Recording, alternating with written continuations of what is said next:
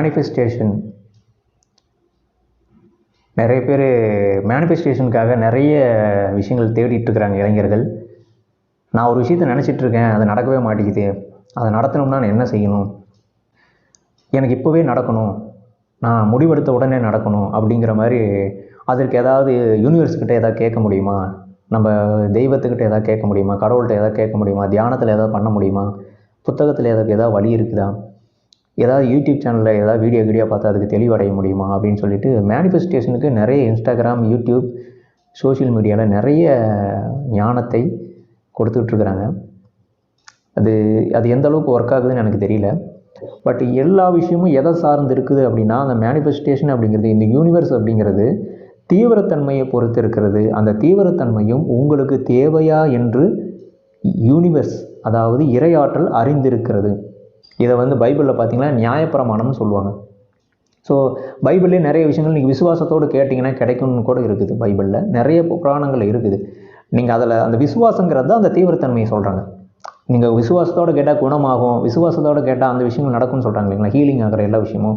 அது எப்படின்னா அதோடைய தீவிரத்தன்மையும் கடவுளுடைய அனுகிரகமும் அருளும் இருந்தால் மட்டும்தான் நடக்கும். நிறைய பேருக்கு பிரார்த்தனை பண்ணியும் குணமாகாது. சில விஷயங்கள், நிறைய விஷயங்கள் செஞ்சுமே குணமாகாததும் அவங்க சரியாகாததும் காரணம் என்னென்னா, அதோடைய தீவிரத்தன்மைக்கு அவங்க ஏற்றவர்களாக இருக்கிறார்களா என்று இந்த பிரபஞ்சம் பார்க்கும். அதுவும் லேட்டாக கொடுக்கும். சிலவனு கேட்டதும் கொடுக்க மாட்டார் இறைவன். உங்களுக்கு கால நேரம் வரும்போது எந்த நேரத்தில் எதை கொடுக்கணுமோ அப்போ தான் கொடுப்பார்.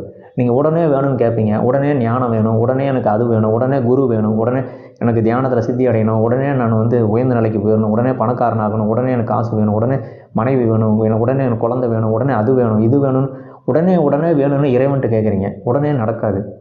இடம், பொருள் எல்லாம் காலங்கள் இருக்கிறது. அந்த காலத்தை பொறுத்து வரும். நீங்கள் கேட்டவுடனே வருதுன்னா அது ஏதோ உங்களுக்கு கொடுக்கணும்னு வந்திருக்குது, அவ்வளோதான். மற்றபடி எது இல்லை. நீங்கள் தவறான விஷயங்களை கேட்டு தவறான விஷயங்கள் வருதுன்னா அது வேறு ஏதோ ஒரு விஷயம் கொடுக்குதுன்னு அர்த்தம். 2 விதமான சக்திகள் பிரபஞ்சத்தில் இருக்குது. டார்க்னஸ்ன்னு சொல்கிற மாதிரி அந்த எதிர்மறை சக்திகளும் மக்களுக்கு ஆசீர்வாதத்தை கொடுக்கும், எல்லாமே கேட்குறதெல்லாம் கொடுக்கும். தீய சக்திகளும் கொடுக்கும். நேர்மறையான சக்திகள் உங்களுக்கு கொடுக்குதா, தீய சக்திகள் கொடுக்குதாங்கிறத நீங்கள் சோதித்து தான் பார்க்கணும். கேட்டதெல்லாம் கிடைக்குதுன்னா அதை யோசிச்சு பாருங்கள், அது கடவுள் கொடுக்கல, வேறு ஏதோ சக்தி உங்களுக்கு கொடுக்குதுன்னு அர்த்தம்.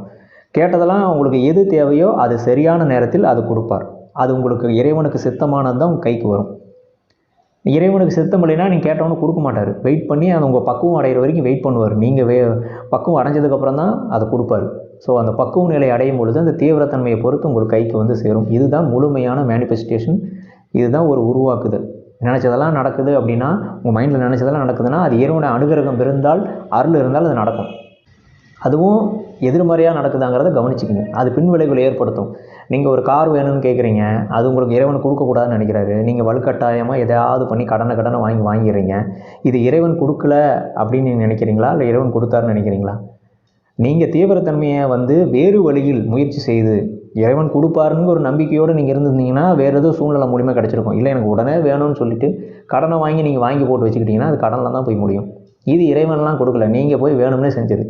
இதுதான் நான் சொல்ல வரேன். நீங்களா செய்கிறீர்களா, பிரபஞ்சமே இறைவனே ஒத்துழைத்து கொடுக்குறாரா என்பது இதை நிறைவை பொறுத்து இருக்கிறது, தீவிரத்தை பொறுத்து இருக்கிறது. கண்டிப்பாக இறைவன் கொடுத்தாருன்னா மன நிறைவு இருக்கும், சந்தோஷம் இருக்கும்.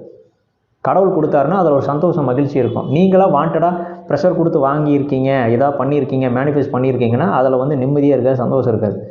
நீங்கள் ஒரு திருமணம் பண்ணணும்னு நினைக்கிறீங்க, உங்கள் விருப்பத்துக்கு நீங்கள் பண்ணிக்கிறீங்க அப்படின்னா அது நிம்மதியாக இருக்காது, சந்தோஷம் இருக்காது, பிரச்சனையாகவே இருந்துகிட்ருக்கும். இறைவன் கொடுத்தாருன்னா அது கரெக்டாக இருக்கும், அது அளவாக இருக்கும். அப்படியே ஏதாவது கொடுத்துருந்தா கூட அது ஒரு வாழ்க்கையில் ஒரு சந்தோஷம் இருக்கும், நிறைவு இருக்கும். எனக்கு இறைவன் தான் எனக்கு கொடுத்தாரு அப்படிங்கிற ஒரு அந்த சந்தோஷம் இருக்கும், மகிழ்ச்சி இருக்கும். நான் கேட்டதுக்கு இறைவன் எனக்கு கொடுத்துட்டாரு, கேட்டேன் எனக்கு குழந்தை கொடுத்துருக்காரு, கேட்டேன் எனக்கு ஒரு வீடு கொடுத்துருக்காரு, எனக்கு கார் கொடுத்துருக்காருங்கிற ஒரு சந்தோஷம் இருக்கும். இல்லை, அந்த சந்தோஷம் இல்லைன்னா அது இறைவன் கொடுக்கலன்னு அர்த்தம், வேறு ஏதோ சக்தி கொடுத்துருக்குன்னு அர்த்தம். 2 விதமான சக்தி இருக்குது பிரபஞ்சத்தில்.